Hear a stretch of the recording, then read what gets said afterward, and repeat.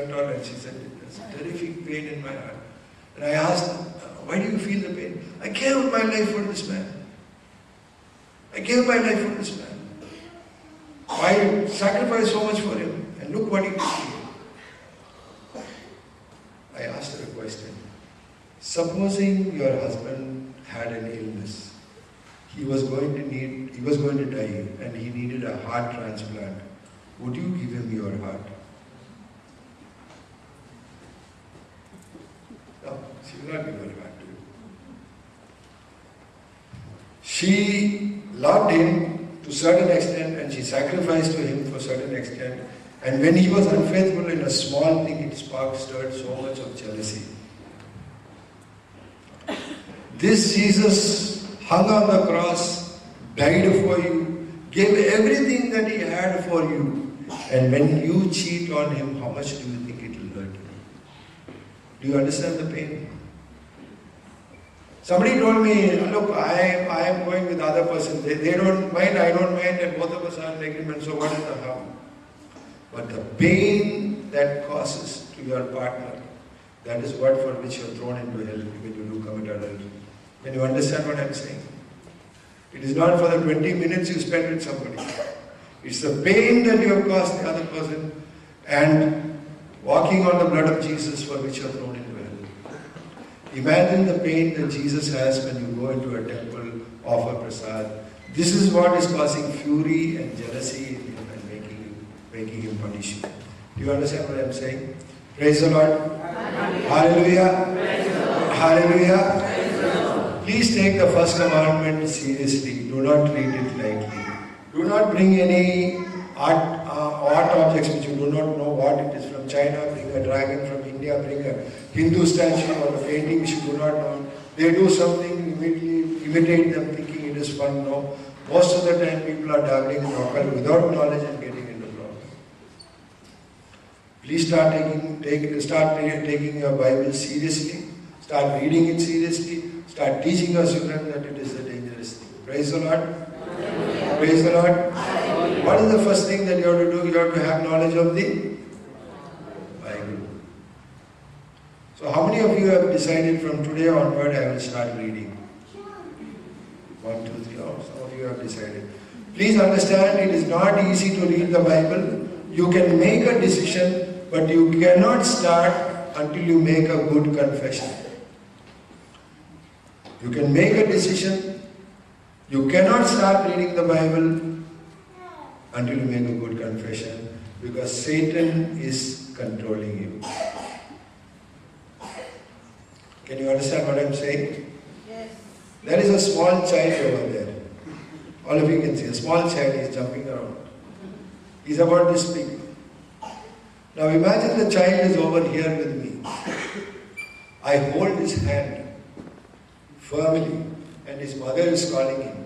Can he go there? He cannot go there. His mother does not know that he is here. I shut up his mouth and I am closing his mouth and his mother is calling his name out. Where are you? Where are you? He doesn't answer. When I release him and he goes to his mother shouts at him or beats him, where were you? Why didn't you answer me? When you commit a sin, somebody more powerful than you, mightier than you is controlling your life the way I control the child's life. He is not holding your hand, he is controlling your mind. You cannot sit to read the Bible if you have not confessed. You cannot say the rosary if you have unconfessed sin in your life. You may come and sit in a crowd and pray, but if you are by yourself, if you cannot pray, it is a symptom of unconfessed sin in my life. Do you understand what I am saying? Yes? If you understood, will you please wave your hand and say, praise the Lord? Hallelujah. Are you people getting anything out of it, of what I am saying? Is the class interesting? Yes. When I get a loud praise the Lord, it doesn't seem very interesting. If it is really interesting, double the voice. Once more. If I don't get it loudly, I'm going to stop. Once more. That's it. Praise the Lord.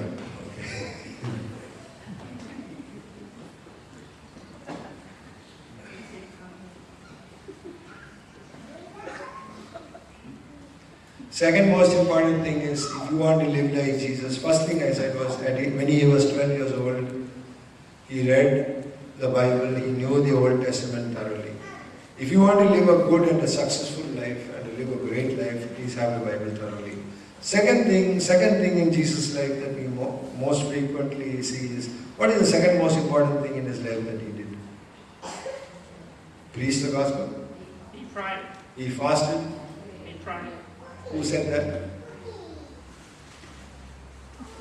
He prayed. And you know how he prayed? There's a chapter in the Bible, Matthew, I don't remember the chapter exactly. One day he was in his tent. He came out of his tent with his hand in his pocket. He looked up at the stars and said, "Hey mate, you're God, I'm God. How are you today?" You know which chapter in the gospel it is? Anybody knows? No. It's there in the Bible or not there? It's there in the Australian Bible. Which chapter? No. She never prayed like that.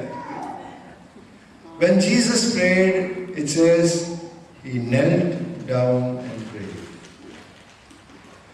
It says that he got up early in the morning and prayed. It says he sent the disciples away and he prayed all night, then he walked on the water. It says he prayed all night before he chose the 12 disciples. He says he fell prostrate on the ground and prayed. It says that he sweated blood and prayed. If you ask your children, kneel out, "Mom, the carpet is dirty." The carpet is dirty. But when he prayed, he fell flat on the face, on the ground, in the mud, in the slush, in the dew. His face was dirty and he said, "Father, out of dust I was made, unto dust I shall return." Some of us, how do we pray when we sit before the Blessed Sacrament? We have our leg on top of the other leg. Some of us can't even hold our hands together. And when you stand near the man who's standing like this, you wonder whether you should bow here or bow before him. What is on your inside is reflected on the outside. If you reverence me, if you fear me and reverence me, he says, I will give you the desires of your heart. Lord, my son is away. He's on drugs. If you reverence him and honor him, that son will come back away, leave his drugs and come back.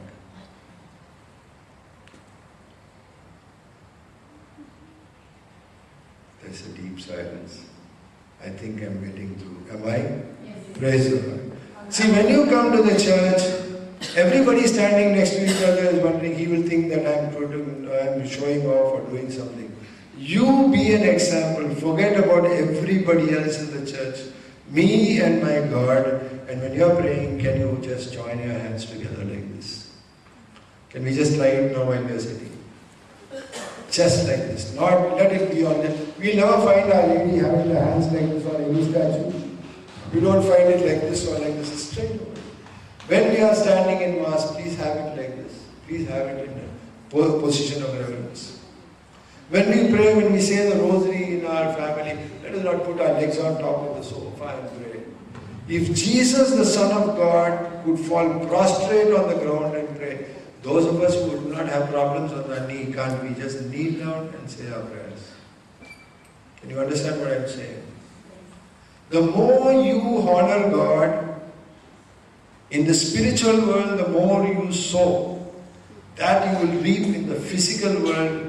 Your wife will honor you, your husband will respect you, your children will obey you. Now I'm going to tell you something and most of you will think that I'm lying. But I have proof, my sister is here. I have a son who's taller than me. He's studying for medicine. He's in the final year, he's going to finish next year.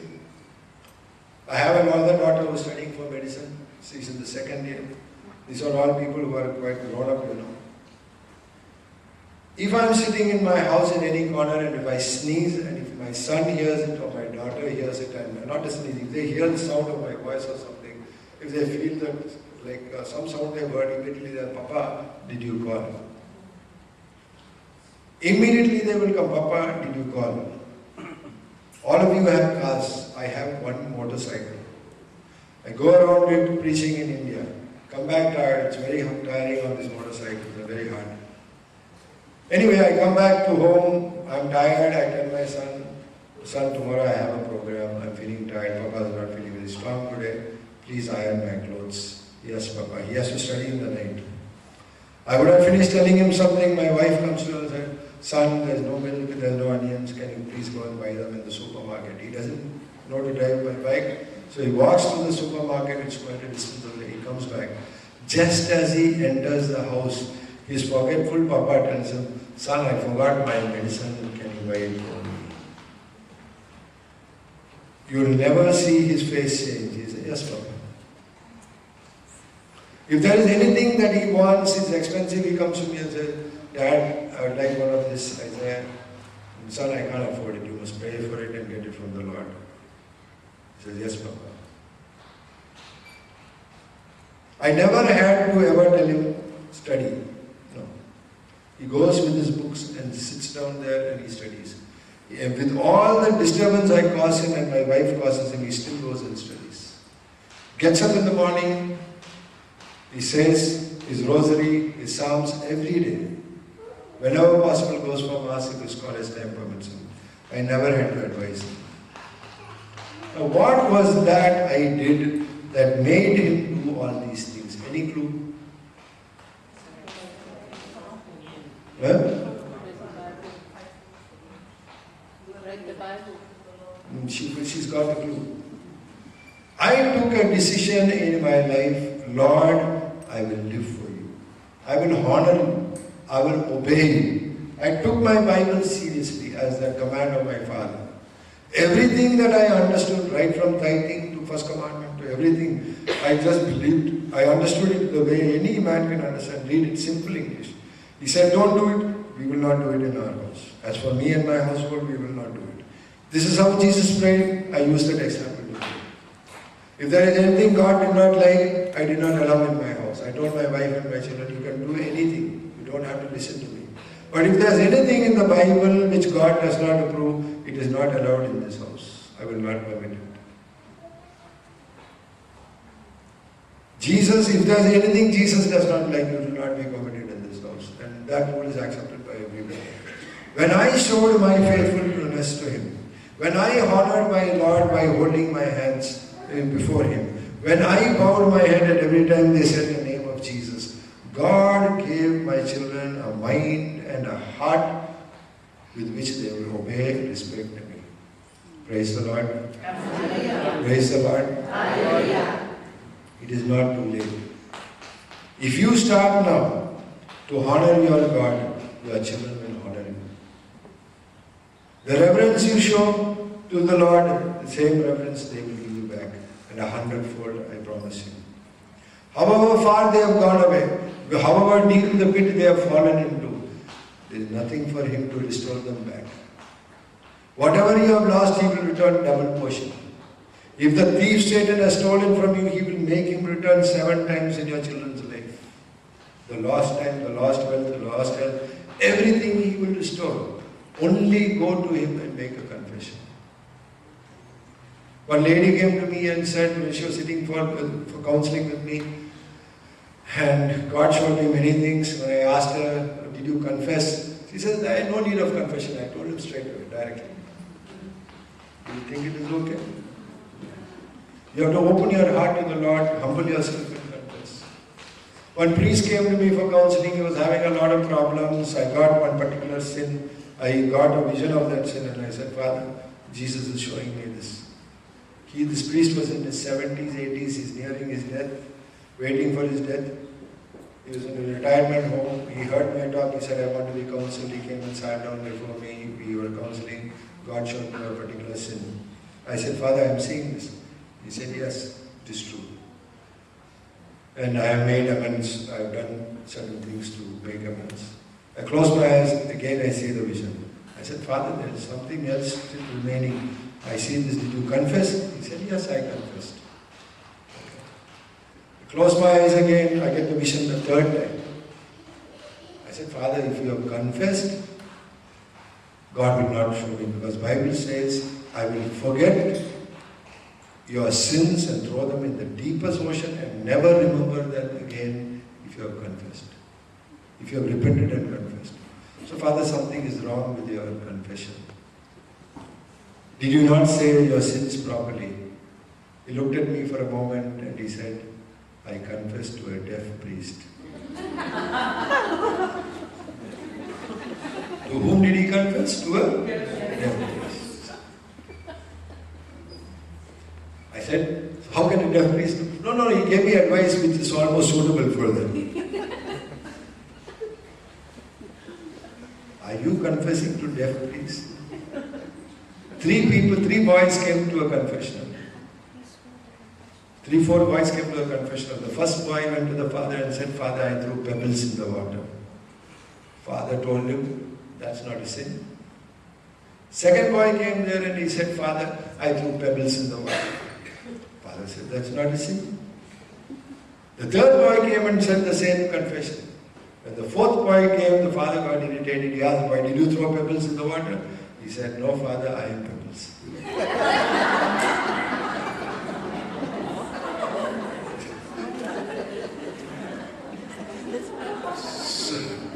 Sometimes when people confess, the priest does not understand what he is saying. Father, I went out with the boy and we did chichi-michi. Chichi-michi? What is the father to understand? It was the code between the boy and the girl.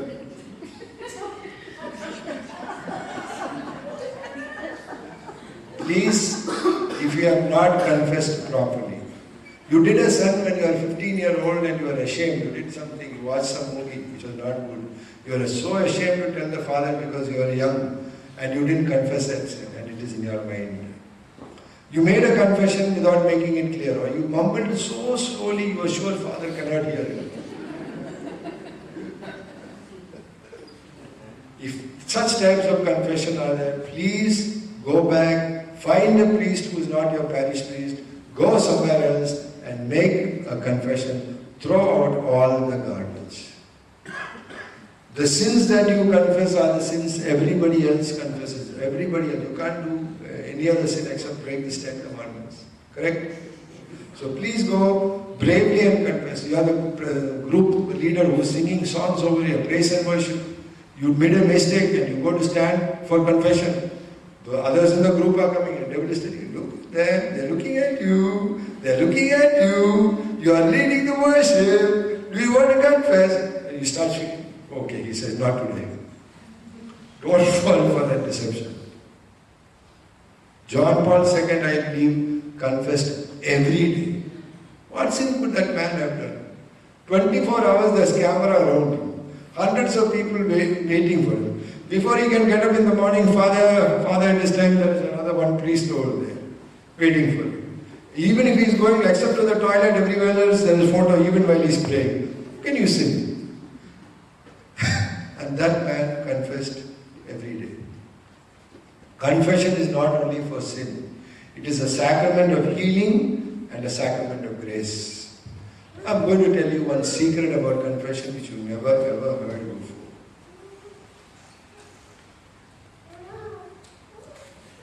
At the repentance of a soul, what did Jesus say?